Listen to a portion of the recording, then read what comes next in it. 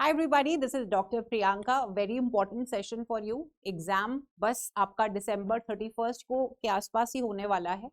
तो I am going to tell you 10 topics. Okay, हर unit में से एक ऐसा टॉपिक जो आएगा ही आएगा, जिसके ऊपर क्वेश्चंस आएंगे ही आएंगे. आप लिख लीजिएगा, वो आपको बताने वाली हूँ ताकि आप मिस ना करें. सो एटलीस्ट 20 मार्क्स तो आपके पॉकेट में होंगे ये 10 टॉपिक सुनने के बाद. मैं आपको यूनिट वाइज बताती हूँ without wasting any time. 10 most important topics, right. तो सबसे पहले I will start with unit number 1. Unit number 1 जो कि है आपकी एजुकेशनल स्टडीज. तो एजुकेशनल स्टडीज के अंदर Indian schools of philosophy ISP, इसके अंदर वेदांत, सांख्य और योग. हमेशा इनके ऊपर वेदांत, सांख्य के ऊपर एंड योग के ऊपर, ठीक है, क्वेश्चन आएगा ही आएगा. तो मैंने आपको टॉपिक क्या बता दिया है, इंडियन स्कूल ऑफ फिलॉसफी. ये रहा आपका टॉपिक नंबर 1. टॉपिक नंबर 2 जो यूनिट 2 में डायरेक्टली आपके सिलेबस में नहीं लिखा है, लेकिन जब से ये पॉलिसी आई थी तब से मेरी बुक्स में भी, मेरे नोट्स के अंदर भी, हर जगह मैंने आपको ये पॉलिसी करवाई है. लेटेस्ट पेपर में भी इसमें 3 से 4 क्वेश्चन थे प्लस 1 क्वेश्चन एक पेपर 1 में भी था. और वो टॉपिक है NEP 2020, नेशनल एजुकेशन पॉलिसी 2020 पे मिनिमम 2 से 3 क्वेश्चंस पूछे ही पूछे जाते हैं. तो यूनिट 2 में जो सबसे इंपॉर्टेंट टॉपिक है NEP 2020, इसकी आपको आराम से 7 से 8 क्लासेस फ्री में यूट्यूब पे भी मिल जाएंगी और हम इसको अपने कोर्स क्लास के अंदर भी कवर करवाते हैं. Now let me come to unit number 3. Unit number 3 कौन सा है, लर्नर एंड लर्निंग प्रोसेस. बहुत वास्ट यूनिट है, बहुत intelligence theories, personality theories, counselling, guidance सब इसके अंदर आता है. लेकिन एक ऐसा टॉपिक जो आता ही आता है वो है साइको एनालिटिकल थ्योरीज.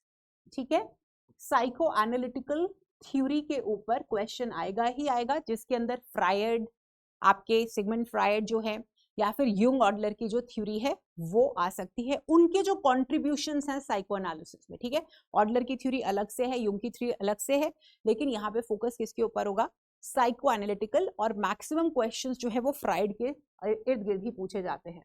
अब हम आते हैं यूनिट नंबर 4 के ऊपर, जो कि है टीचर एजुकेशन. अब टीचर एजुकेशन के अंदर जो टॉपिक हमेशा पूछा जाता है वो है NCTE, यानी national council of teacher education. कब बनी, स्टैट्यूटरी बॉडी कब बनी, हेडक्वार्टर्स कौन है, हेड कौन करते हैं, और सबसे पहले इस बारी जो क्वेश्चन पूछा गया इसके फर्स्ट चेयरपर्सन कौन थे, लेटेस्ट चेयरपर्सन कौन है. एनसीटी के इर्द गिर्द जो है वो क्वेश्चंस पूछे जाते हैं. जैसे इस बारी आईटेप के ऊपर भी पूछा गया था क्वेश्चन, तो इस बारी डायरेक्टली एनसीटी के ऊपर 3 से 4 क्वेश्चंस थे. तो आपको ये टॉपिक्स अच्छे से करने हैं.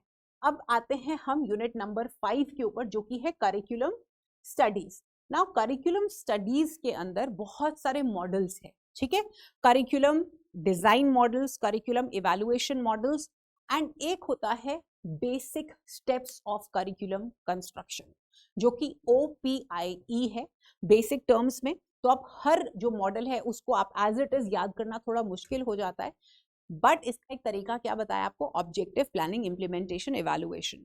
तो करिकुलम स्टडीज के अंदर स्टेप्स ऑफ करिकुलम कंस्ट्रक्शन के ऊपर स्टेप आएगा ही आएगा, क्वेश्चन आएगा ही आएगा, right. Question unit number 5, steps of curriculum construction and curriculum evaluation always.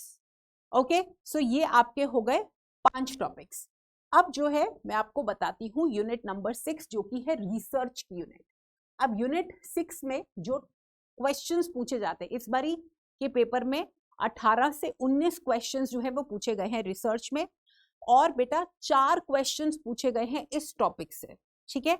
और ये टॉपिक हमेशा आता है, इस बारी आप लोग लकी रहे हो क्योंकि 4 क्वेश्चन सिर्फ और सिर्फ टाइप्स ऑफ रिसर्च पे आए हैं.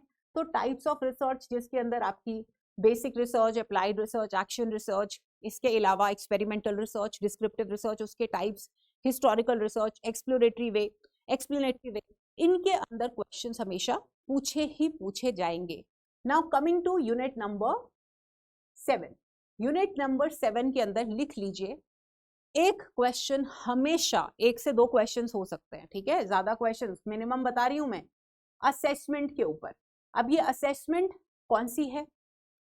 फॉर्मेटिव हो सकती है, समेटिव हो गया, डायग्नोस्टिक हो गया, इप्सेटिव हो गया, कॉन्फर्मेटरी हो गया, the difference between assessment, measurement and evaluation हो गया, तो assessment of learning, for learning, ये हो गया। तो इसके ऊपर क्वेश्चन आएगा ही आएगा। Continuous comprehensive evaluation, norm reference, criteria reference, तो always a question is definitely going to come on this. Now unit 8 के ऊपर जो टॉपिक मैं आपको बता रही जा रही हूं वो है मूक। इस बारी भी एक्स मूक्स और एक्स मूक्स के ऊपर क्वेश्चन पूछा गया है। इवेंचुअली पेपर 1 एंड पेपर 2 में मूक के क्वाड्रेंट्स, मूक कैसे इस्टेब्लिश हुआ डिफरेंट डिफरेंट कंट्रीज के अंदर, क्वाड्रेंट्स के नाम क्या हैं, जो बेसिक नेम्स हैं उनके अंडर कौन कौन सी कैटेगरीज आती हैं, ये आपको करना ही करना है। यूनिट 8 में मूक के ऊपर क्वेश्चन आएगा ही आएगा। Now I come to unit number 9। इसके अंदर types of leadership and leadership models, इसके ऊपर टाइप्स ऑफ लीडरशिप की बात जब मैं कर रही हूं, एंड मॉडल्स, मॉडल्स के अंदर भी बता दूं तुमको, ब्लेक एंड मूटॉन के ऊपर क्वेश्चन आएगा। अगर ब्लेक एंड मूटॉन के ऊपर नहीं क्वेश्चन आया तो हर्शी एंड ब्लांचार्ड के ऊपर आ जाएगा। हर्शी एंड ब्लांचार्ड के ऊपर भी नहीं आया तो फिडलर्स कॉन्टिंजेंसी मॉडल के ऊपर आ जाएगा। ये 3 मॉडल्स बता रही हूं, इनमें से एक पूछे जाने वाला है, ठीक है। अब हम आते हैं यूनिट नंबर 10 के ऊपर, जो कि है इंक्लूसिव एजुकेशन। इसके अंदर disabilities, types of disabilities and RPWD, मैंने 2 बता दिए टॉपिक्स आपको। देखो, डिसेबिलिटीज एंड आरपीडब्ल्यूडी एक्ट जो है 2016 में आया, ये क्वेश्चन पूछे जाएंगे। देखो, एक्स्ट्रा बता दिया आपको। आज की क्लास क्या थी कि मैं आपको वो 10 इंपॉर्टेंट टॉपिक्स बताऊंगी जो आपके सिलेबस के लिए महत्वपूर्ण ही नहीं बल्कि इनके ऊपर क्वेश्चन आएगा ही आएगा। आप इस क्लास को दोबारा भी देख लेना अपने एग्जाम के बाद। इन टॉपिक्स को तो मत मिस करना बिल्कुल भी, ताकि 20 मार्क्स तो आपकी पॉकेट में रहे। I hope this session was useful. फिर भी कोई डाउट होगा, you are most welcome to ask me in the comment box. Take care of yourself.